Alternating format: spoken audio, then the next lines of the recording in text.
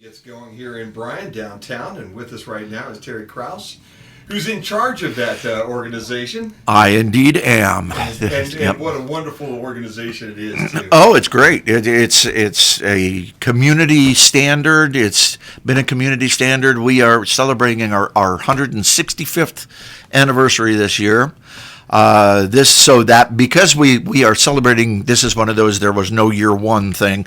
So we've had 165 under our belts. This will be our 166th consecutive season. Now, this is something that it's very different. To the best of our knowledge, in our research, we are the second oldest continuously running community band in the country.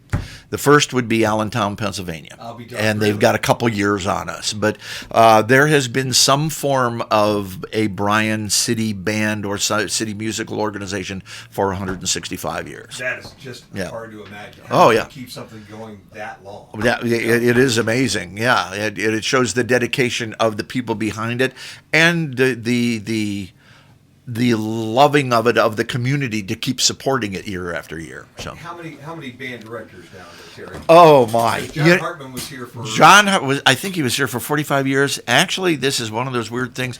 After 165 years, I think I'm only like the 6th or 7th director. I knew you were in a handful. Yeah, it's not very many. Yeah. People take this job and then they keep this job. Yeah, well, I figure it's what's going to keep me alive. It kept John alive till he was in his 90s, so it'll keep me going. And the paycheck is huge. It's huge. It's mammoth. That's the wonders of volunteer work. Exactly. There's no doubt about that. This is year number what for you now? This will be my 8th season as director. So. I guess that's the other thing. Time goes so quickly. Oh yeah, it flies by. Feels like maybe this is year number 3 or 4. Right, exactly. Well, even for me, it feels like it should be that soon. Yeah, so, it really is. Anybody that's listening out there right now that doesn't know much about you, and I think that's probably just a handful. That's probably a good thing that they don't know much. Let's go back in your history just a little bit, because you're a Bobcat, aren't you? I am indeed. Yes, sir. I bleed that green and white all the way through. Attaboy. So yeah, after I graduated from high school, I went to Ohio University, majored in music education. Graduated in 72 from OU, and I taught for 6 years in the Dover, Ohio school system. I was an assistant band director there, and I ended up here in Bryan. I was looking for a regular position, not being an assistant, and I had a friend who called me that said, Bryan's band director just resigned. You might be interested. So I came up here, and then I taught at Bryan for 6 years.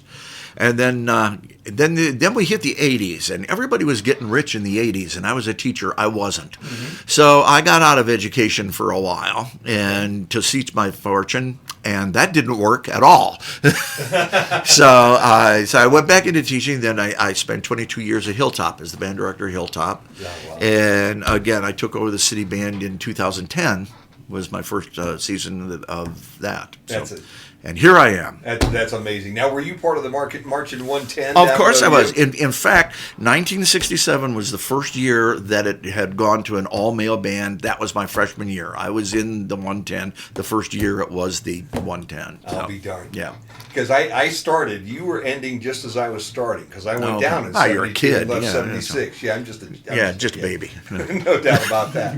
But that was always and still remains one of the best bands you'll ever see. It's a tremendous tradition down there, and it's one of those bands that people go to the games and then they stay for halftime and then they leave, and it has tremendous support throughout the university. Any bit of university information that goes out to the public always has a picture of the marching band in it, something like this. So yeah, it was a great thing to be a part of, and it was really, as being a band director coming out, it was a great learning experience. I got, you while you're doing it, you're learning how to do it as well, sure, and you can see what works and what doesn't work. And anybody that's seen that band, they know they're very active. There's a lot of spinning and dancing, a lot of moving around. Yeah, same thing when you were there. Oh yeah, but it started when I was there. That's what I was, because it was there when I got there. I know they were already doing that, but I was wondering. Yeah, it was pretty much a traditional a traditional, at that time, college marching band, up and down the field, and that's it.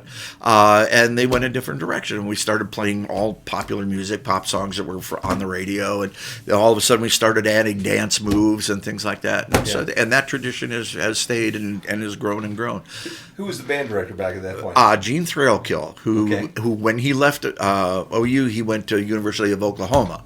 And then he was at Oklahoma until he retired just a few years ago. The name is really familiar. Did he write a piece of music that's important to us or anything? Not that I know of. Maybe I've just heard that name before being an OU probably Bobcat, being more than likely. Yeah, you probably I was did. kind of sitting there thinking, Thrill-Kill, there's a song there somewhere that this guy was part of. But if it's not coming to your could head... Could have been, yeah. Nothing jumps into my head, no. I have. We've been joined by Eric Kerman from Bryant Municipal Utilities. Eric, good to have you, buddy. Good morning. You guys are going to be all over this band concert again tonight, I would bet. Huh? Yeah, we started back in '04 with Hartman and continue the tradition with our 4-camera setup, all HD this year. So wow. Get Terry's beautiful face. As well you should. It'll show every pimple on my face in HD now. That's the important part, man. Exactly. There's no doubt about that. Exactly.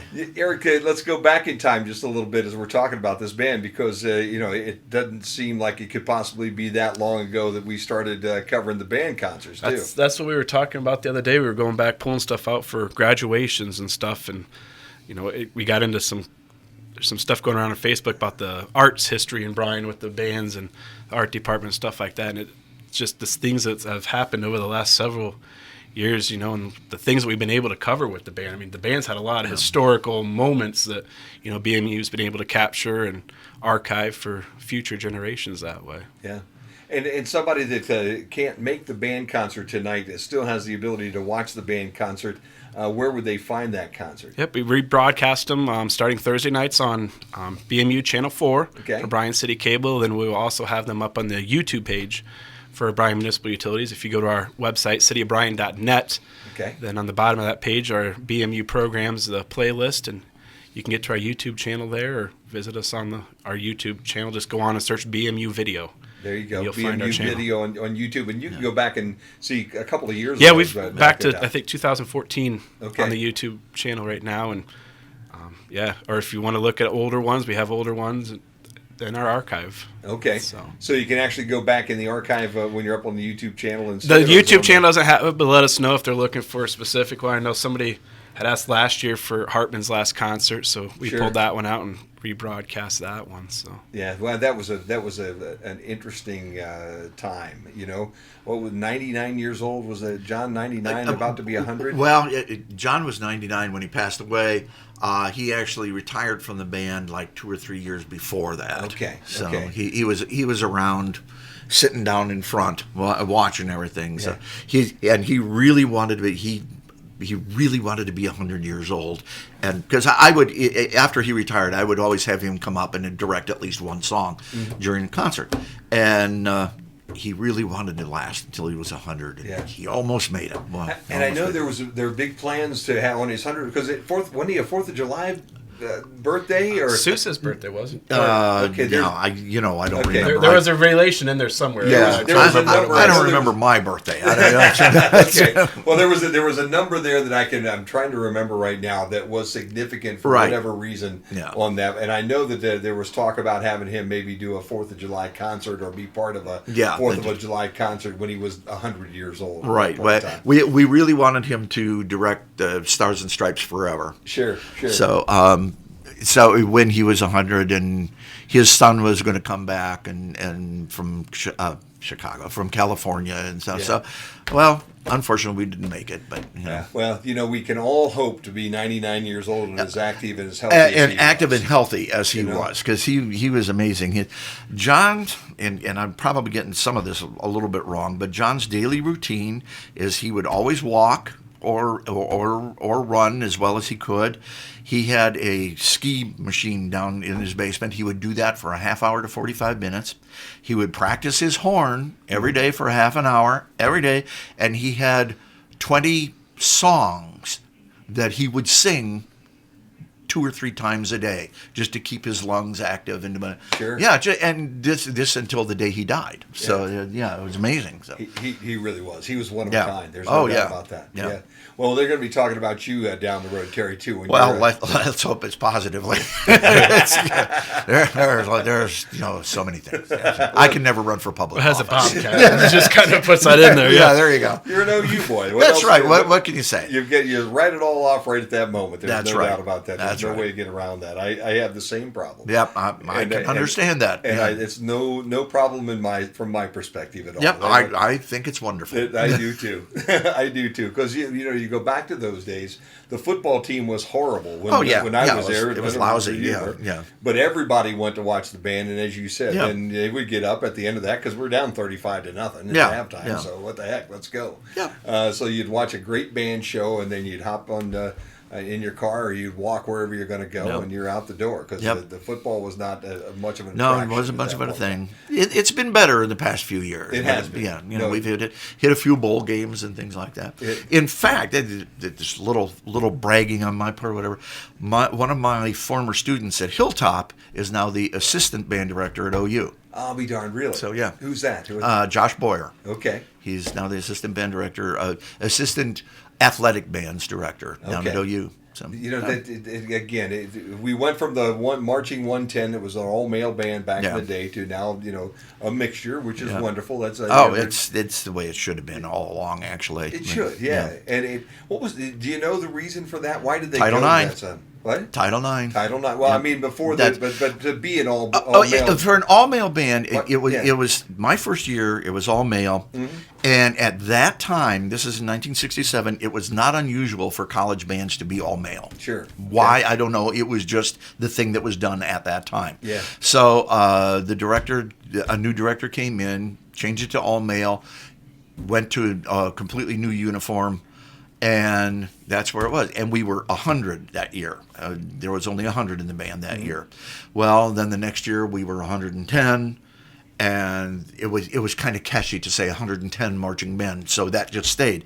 It's still called the 110, but there are 260 in the band this year, in the past few years. But it's still called the 110 just because they put in 110% worth of effort, so it's still retains the 110 name. Yeah, and this is the 50th year anniversary of the 110, so I'll be going back for that. And that'd be fun. It will be. It'll be great. You take what do you play? What instrument? I'm percussion. I'm a snare drummer. Yeah. So you take the drum with you. You're gonna get. Yes, out I do. Field? No, I take my own with me. Okay. Otherwise, somebody will grab something. I say, no, this is mine. This is mine.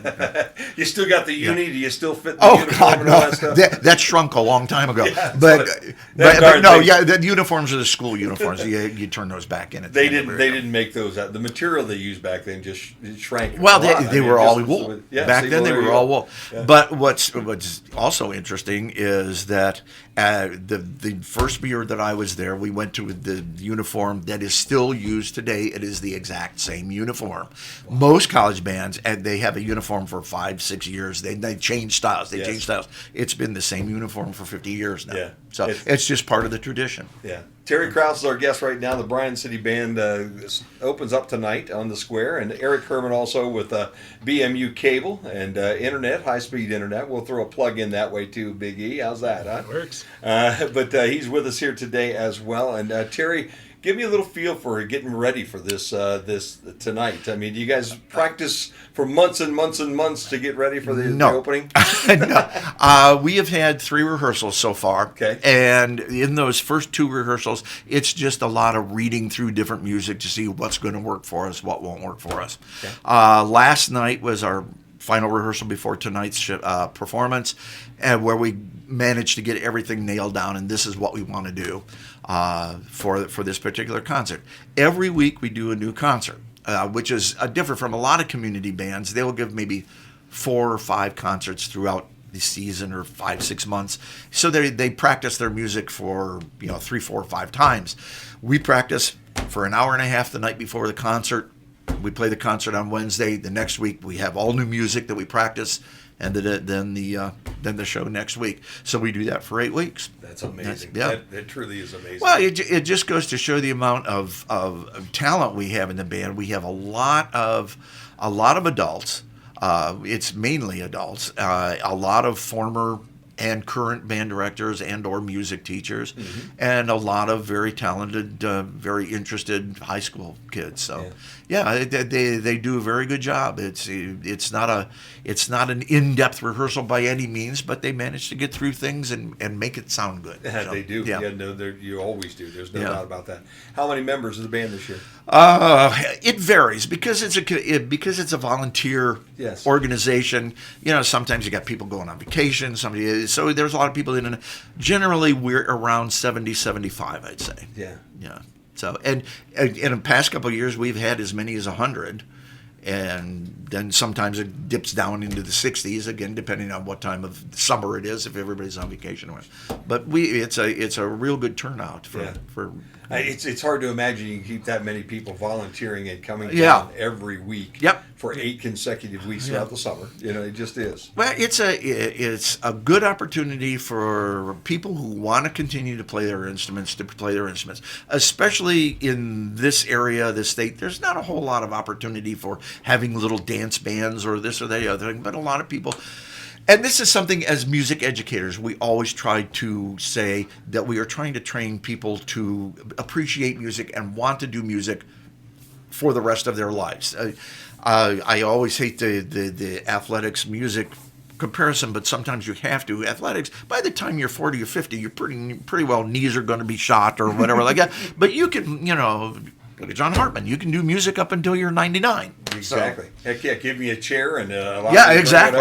I'm ready for a chair too. That's what. What's on the playlist for? Tonight? I knew you were going to ask me that. I am terrible about song titles. We've got a few marches every year. We have in our library about 800 different songs. Every year, I try to get at least 8 to 10 new songs. So we've got a couple new things. We've got some things that we pull out from the past. I've got a couple little medleys that are kind of fun. I've got one that's called Dick Clark's Rock, Roll, and Remember. And it's sort of a compendium of songs that were popular during his reign on television and Bandstand and the New Year's Eve. Another one I think is a lot of fun is called Symphony for Sitcoms. And it is a medley of different old sitcom theme songs. And to go along with that, I devised a little quiz about each show. Ooh. So we can put that out to the crowd and they can see what their answers will be. There you go. And then again, we pride ourselves on our marches. People love to hear marches, and we like to do them. So we got probably 3 or 4 different marches. A nice older arrangement of America the Beautiful, but that hasn't been done in a long time. So we'll do that towards the end of the concert. Yeah. So I don't go by a theme. I just kind of mix it up. I think people like different things. The band likes to do different things. So, and again, we like to do things that we can play in an hour and a half rehearsal. So that's heck yeah, that makes it difficult. Oh yeah, it really does. It really does. It's a challenge for all of us. Yeah, but no doubt. Yeah. What time does everything start? Okay.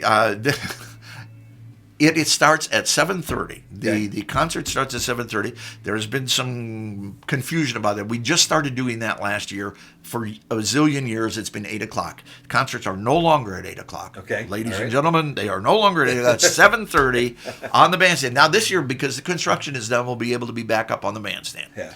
So as long as the weather is always good, we'll be on the bandstand. Other than next week, because the Jubilee is in town, we will be out at the ice arena just so we're not conflicting with all the activities up there. Sure, so, no problem with that. So 7:30. 7:30 at the band stand right downtown in Bryan tonight, and that should be a whole lot of fun. Now, we're not going to carry it on Q96.5 anymore. We've changed formats a little bit and those kind of things, so it will not be carried live, but I'll tell you what we're going to do, and that's why Mr. Herman's here. He's going to help us out. We're going to promote it every Wednesday and take a couple of the selections from the week before and tease them a little bit for the night of. Thanks to Eric and BMU and their guys, because they will be capturing all this for us. So what we're going to try to do is help promote on a Wednesday, all right, for that Wednesday night. Rather than try to carry that entire thing live as we have, because it's tough. You change some formats, you do some different things, and then you have to make some decisions. So we felt like maybe rather than trying to step on Eric's toes a little bit this year, we'd find a way to be able to enhance what Eric is doing, and Eric, thank goodness, is going to help us with this whole process. Well, it's really my whole crew. I can't take all the credit for. I just sit in the trailer and push buttons. Well, that's what I've normally said. Until everything's over and see what happens. Yeah, everybody else does the work. You just stand up there and take the bows. Yeah. You know how this works, Terry? I mean, normally I'm riding him and running him under the bus and everything like that. The first time I try to give him a compliment, and what does he do? Well, I pass it on. He's a gentleman. Yes, he is. Passing it on. No doubt about that. 4 cameras tonight, Eric, you're saying? Yep. We do 4 cameras and do the stereo sound off our high quality microphones, so we get a good recording, and that'll be fun this year too. With being on the AM side for you guys, it'll be a nice clean signal for everybody to listen to on the Wednesday morning shows. Heck yeah, that'll be nice. That it will be nice, and I'd like to pick up. What we're going to try to do is pick out some of those specialty tunes that you're going to do, just like that, and promote them as well on a Wednesday, and let people remember that tonight's the night, man. 7:30, not 8 o'clock, down at the bandstand or down at the ice rink if they happen to have weather problems, or next week with the Jubilee, and Eric's going to help us do that. Eric, sure. It's also not, you talk about next week being out at the ice rink. Mm-hmm. We're able to actually broadcast live out of the ice rink, so it makes it nice if it gets really ugly weather, and we want you to come out obviously and support the band. But if you can't make it out, or you don't feel like you should be driving, because let's face it, some of the people that come out to the band. The mayor probably shouldn't be driving anymore anyway. He's there every week, but he could sit at home and watch it. Yeah, exactly. That way too. So when you broadcast live, though, Eric, is it live on the Channel 4? Yep, it'll be live on Channel 4, then also on our YouTube live page as well. So we usually we find out from Terry and the mayor and when that's called, and we try to get out on our Facebook page as well, and it's always on the City Band's Facebook page of where they're doing, and so exactly. Yeah, that's a good reminder. If the weather is always sketchy, I always try to make a decision by 4 o'clock on where the concert is going to be, and if you check the Bryan City Band Facebook page, I usually have it on there, and I also usually call in here so you can put it on the air. And, and the Chamber of Commerce, I always let them know too. So if you need to know, you can call them. But generally, if you just check the Bryan City Band Facebook page, if there's a change in venue, we'll let you know by 4 o'clock on Wednesday. That sounds good. And we're going to put a link up on our Facebook page so that they can link into Eric's YouTube channel and be able to watch that off of our Facebook page as well. So folks that still are interested in the band and part of our listening audience have the ability to get up and see now and listen to that entire concert, I think, which is also a plus as well. I know Hartman's kid out in California, when we started putting them out there, loved the fact that they're able to go up and watch them the next day and everything. Yeah. And that's anybody that moves away. It's exactly. It's one of our most popular shows. So. Yeah, and there's no doubt about it. It's a lot of fun, and it's more fun. It's great to listen to the music, but it's more fun to see all the things that go on, because watching a band like that and watching what you guys do up there on stage, oftentimes you can't get the same feel for it just listening to it. Right. Oftentimes, when you can see it, though, all of a sudden it becomes a lot more intriguing. And, of course, it's better to see it live. Yes, so we certainly encourage everyone to, come up if you're able to. That's, because that's part of any concert experience is being in the crowd, seeing what the crowd is doing, and it's a community event. You got little kids running around, and that's great. That's what they're supposed to do. That's their job. So, as long as they're not being disruptive, but you just get a lot, and you get a good feeling of community, and it's a good tradition. Yeah, no, it is. Yeah. And we have to thank some sponsors that are going to help us with the link and also the promo we're going to do. Gary Thornton, your local real estate agent, Fackler Monument, and Elwood Staffing, 3 of the folks that are going to help us with our link and with our Facebook link and the little promo that we'll do every Wednesday as we get set up and promote the band concert.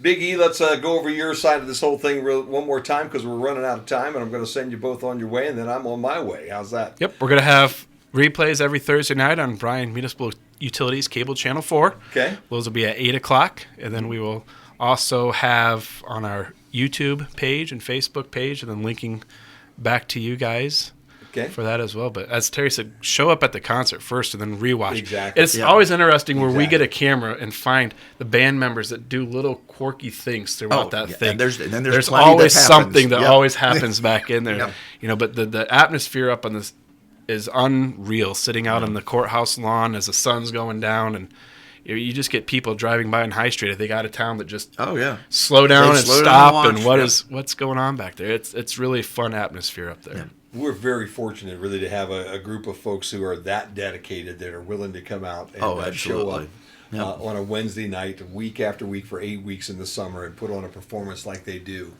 You grab your lawn chair or your blanket, basically. Are there any refreshments up there, Terry? The Kiwanis usually has a truck up there that has popcorn and soft drinks. Sure. Is there chicken tonight? The Methodist Men Chicken Barbecue is tonight also, and I think they're going from 4 to 6:30. So that's always nice. Bring your chicken, sit around and wait for the concert to start.